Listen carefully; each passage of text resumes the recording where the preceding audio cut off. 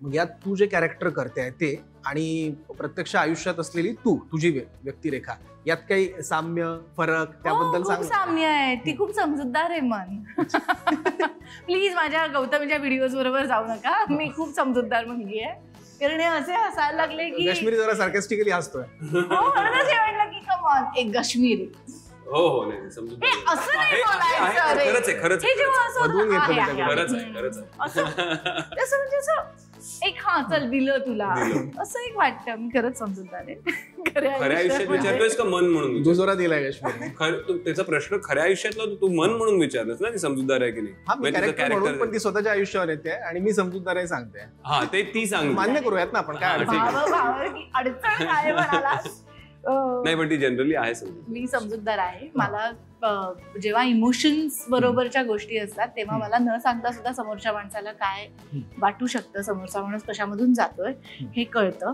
आणि मनचं कॅरेक्टर सुद्धा तसंच आहे. म्हणजे मी प्रेम करताना सुद्धा हातचं राखून नाही प्रेम करत. म्हणजे सपोज माझा कोणी मित्र आहे तर मी त्याला जस्ट बिकॉज माझा मित्र आहे म्हणून मी 4 गोष्टी हातच्या राखून, मग ते कौतुक करणं असू देत किंवा निंदा करणं असू देत किंवा प्रेम करणं असू देत किंवा त्याच्यासाठी मदतीला उभं राहणं असू देत, मला हातचं राखून नाही वागताय. सो बेबी मन सुद्धा तशीच आहे. म्हणजे स्वतःच्या पलीकडे जाऊन विचार करणारी एवढी मी नाहीये मन इतकी चांगली, पण आहेत बऱ्याच सिमिलॅरिटीज आहेत मनमध्ये आणि माझ्यामध्ये. आणि ते या कॅरेक्टरच्या माध्यमातून मी म्हटलं ना की ऍक्टिंग करताना काय होतं, तुम्हाला व्हिजिट करता येतात अनेक गोष्टी ज्या तुमच्यामध्ये असतात. तरी काहीतरी सापडतं, साम्य सापडतं किंवा छे मी अशी अजिबात नाही पण तरी सुद्धा मला असं काहीतरी करायचं तर तो एक स्ट्रगल असतो. तर ते सगळं मला हे कॅरेक्टर करताना मजा आली आणि दिसणं वेगळं होतं. मी मुळात अशी राहणारी नाहीये जसं सिनेमामध्ये मला दाखवलं गेलंय. मी अजिबातच मला तसं राहायला एफर्ट घ्यायला लागतील की मी ऑपोजिट राहते.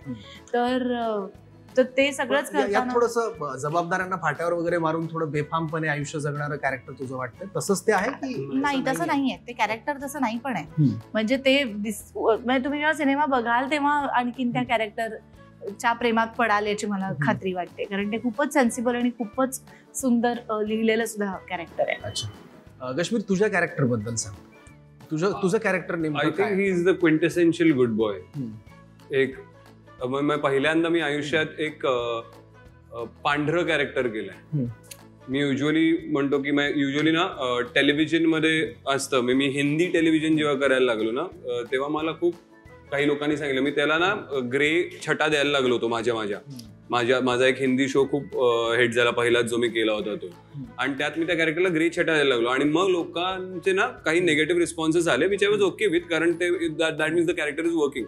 तर तेव्हा मला सेटवरचे काही माझे सिनियर कलाकार होते ते म्हणाले की अरे यार तू जो कर रहा है ना तो समझ टीवी में ना, हिंदी टीवी में स्पेशली ब्लॅक और व्हाईट चलता है, तू ग्रे नाही, ग्रे एक्सेप्टन्स नाही आहे.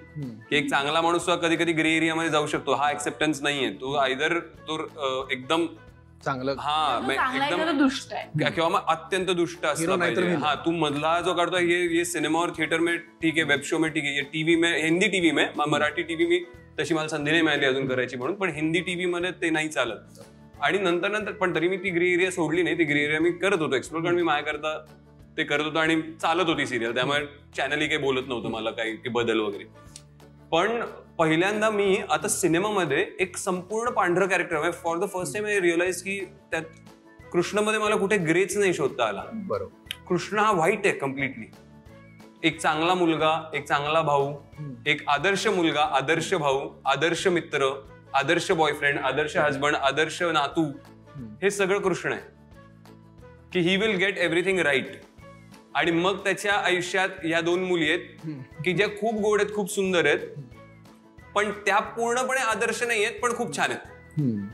पण त्यांची स्वतःची एक शेड आणि स्वतःचा एक टेक आहे लाईफ वरती. बरोबर, की कित्येकदा हा तिच्याबरोबर जसं असतो हे तिला सांगतो वर्णन करून, तर ती म्हणते अरे पण असं नसतं, हे असं नाही, असे सीन्स आहेत आपले.